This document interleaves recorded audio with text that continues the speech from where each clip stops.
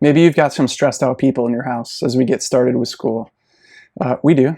And I know in our family, different people will respond to stress differently. For me, I tend to kind of turtle up and get real quiet, get to work, and then the people around me get anxious because I'm so quiet and they're worried that I'm going to have an explosion sometime.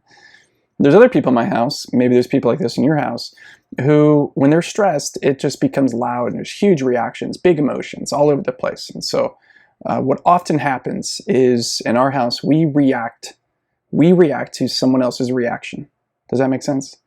So someone's acting rude, this person gets offended, and then cue the fight, and then someone else gets involved, and it just kind of goes and goes around and around in circles. Well, how do we handle this differently?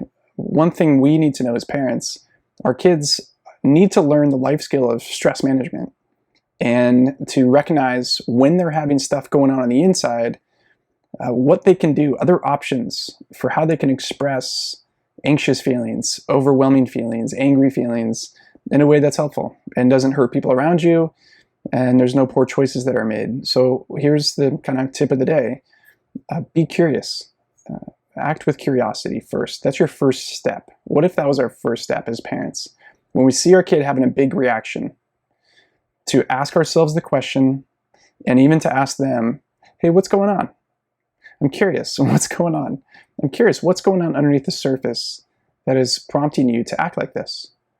Because when we deal with our kids' stressful reactions as though they're behavior issues, behavior problems, moral issues, it doesn't get resolved. Our kids, when they're stressed, their brains are kind of hijacked, and they're thinking in this kind of fight or flight or freeze mode, and any sort of rational interjection, hey, we don't act that way, or that's not right.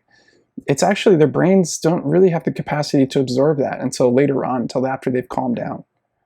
So check in with your kid, be curious, and maybe go through the HALT. I wonder if they're hungry.